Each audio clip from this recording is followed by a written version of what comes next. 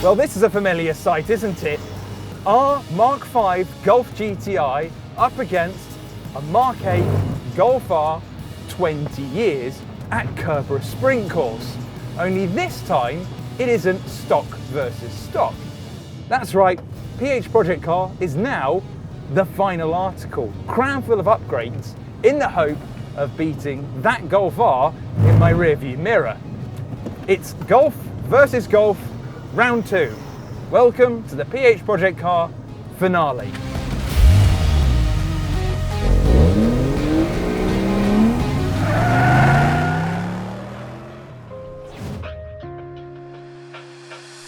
This is a 2006 Volkswagen Golf GTI that, over the past few months, we've been turning into a track car using parts and accessories from eBay. Our target is to beat this Mk8 Golf R 20 years edition, driven by Porsche Carrera Cup GB Pro-Am champion Charles Rainford around a lap of Curborough Sprint Course under a strict budget of £10,000, including the car. And the best bit is you can win it, so stick around and maybe subscribe while you're here, as I'll run over the details later. Here it is then, PH Project Car in its final form. Now admittedly it doesn't look all that different to when I first bought it here back in episode 2. But that's because the whole focus of this build has been on performance. I don't have any money left to spend on cosmetic items. I've not even been able to change the wheels, which admittedly would have helped reduce unsprung weight. It is, however, a real sleeper build because there's a lot going on under the skin. Using eBay to find parts that'll bolt on to the GTI hassle-free, we first set about improving the platform.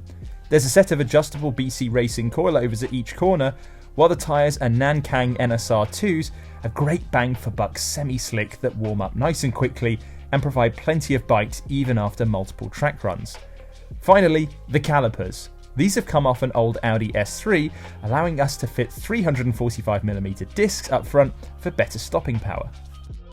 Speaking of power, we've managed to up the GTI's output by around 30% thanks to a Revo induction kit, Revo intercooler and a Milltek sports cat system to go with our catback that was already on the car when we bought it. Now as stock, our GTI was producing around 200 horsepower, but realistically that was more likely 190 after 17 years and 100,000 miles of abuse. But after a Stage 2 plus remap at Revo, plus all of those bits, we're now producing somewhere in the region of 270 horsepower. That puts our GTI on a level playing field with the Golf R in terms of a power to weight ratio. And I've tried to eke it out a little bit more by stripping the rear seats. Here's what we're up against. The Mk8 Golf R 20 years edition that we ran here earlier in the series. Packing 333 horsepower, all-wheel drive and torque vectoring, the Golf R 20 years will give pretty much anything a run for its money on a track day, let alone a leggy Mk5 GTI. It also doesn't help that it's been driven by Charles, who suggested we walk the track before trouncing my lap time once again. When I was here a few months ago, Charles, I was really struggling to get the power down out of this corner because it's quite easy to be able to get the nose in, but as soon as you hit the power here, even with traction control off, I just find I'm washing out wide. Totally, I'm feeling the exact same thing. So you want to try and think about hitting a nice late apex here. As you can see, the circuit does narrow and it does very quickly become grass. So the idea is to hit the late apex and slowly get that steering lock off to get the maximum traction down and using right up to that white line. I think we would be much better off having third gear here to let the boost come in more gradually. Yeah. Second gear, 100%, we're just getting lots of wheel spin on the inside. So, and that's trying to drag you off towards the grass, which isn't the nicest feeling in the world. No, not at all. Second hairpin, I'm just trying to get my head around where I'm braking here. Am I going in a straight line and trying to take a really wide angle around here? Or do I want to trail brake and really narrow off the corner for a straighter exit? What you want to think about doing here is braking very hard on the initial, nice and straight. Get the nose down. At that point, start to turn the car in, start reducing the braking pressure like you were saying. With that trail braking, get into the apex early because it's a very short run before we actually need to lift again into the first part of the chicane. So we're going for an earlier apex, less of an exit and trying to carry maximum speed into the corner itself. Final chicane, I actually find the entry of when we first do this quite straightforward, but going back towards the start-finish line, It's really challenging because I feel like you can carry quite a lot of speed in here, but then it harms you on the exit, right? Totally. I mean, the best way I think about going through here is obviously the previous corner is fairly long. So you want to sacrifice this first bit a little bit to get a good exit out by just sacrificing that bit up there. You can then cut the curb nicely here and try not to run on the grass like I did in last time's reference lap. Yeah, there's barely any runoff there. I mean, if you make a mistake, you're just going straight into the ditch. Totally. I mean, you've got to use max amount of track width. Thankfully, with our cars, neither of which are actually going to send us into the ditch by touching the grass. So for us, it feels fairly free, and there's also no one looking at track limits. So. And then all it is just one quick stretch down to the finish line.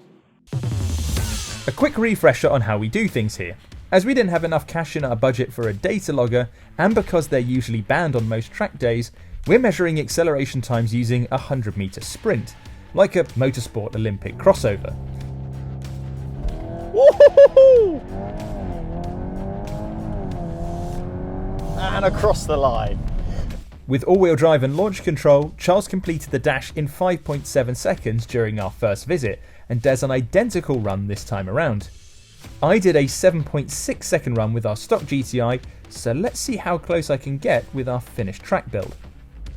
Right, last time we did this, we found about 3,000 RPM worked, so here we go, and good launch, minimal wheel spin, but I feel like the extra power doesn't really come in until higher up in the rev range when the turbo is spooled up. Just racing driver excuses those. I'm just getting myself prepared for the track run later. That's a 7.3 second run, just 0.3 seconds faster than I achieved with the stock car. Not a huge amount gained, but I knew we wouldn't make up much ground here as I didn't have launch control, or a DSG, or all-wheel drive. On to the braking test, which is just as unscientific. It's a rolling start from 60 miles per hour before hitting the brakes at the start-finish line. That's it, so 60 miles an hour now achieved. Brake. I was about a car's length in front of Charles when we ran this last time out, but can the upgraded brakes we fitted in episode 3 deliver the goods?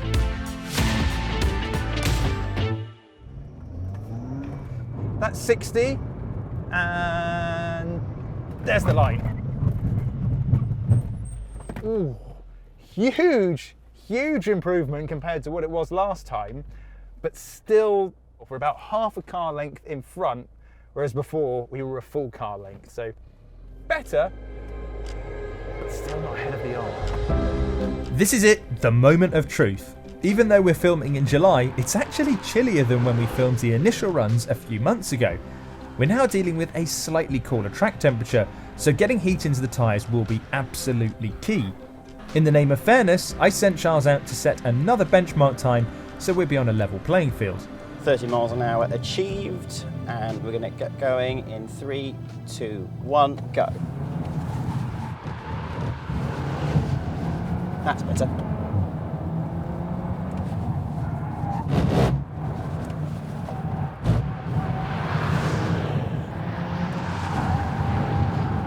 Nice, that's better. Better rotation.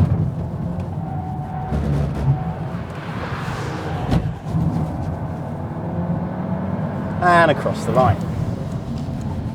That's a 28.4 from Charles, which is 0.3 seconds slower than his initial lap time, but it's also a cooler day, so it'll be just as tricky for me.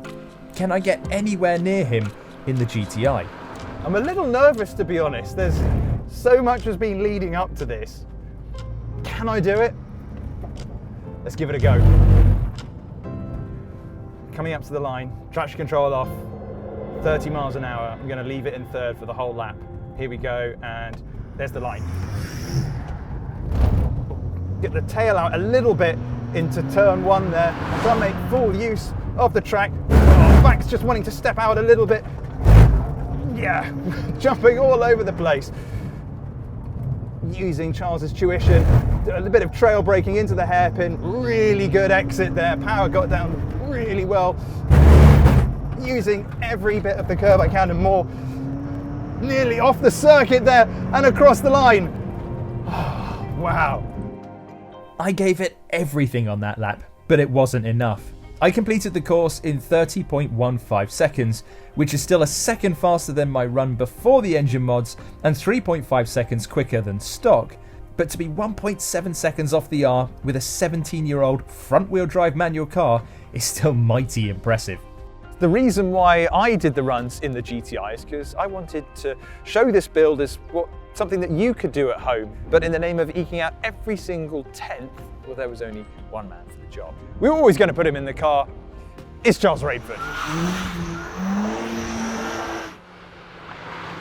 3, 2, 1.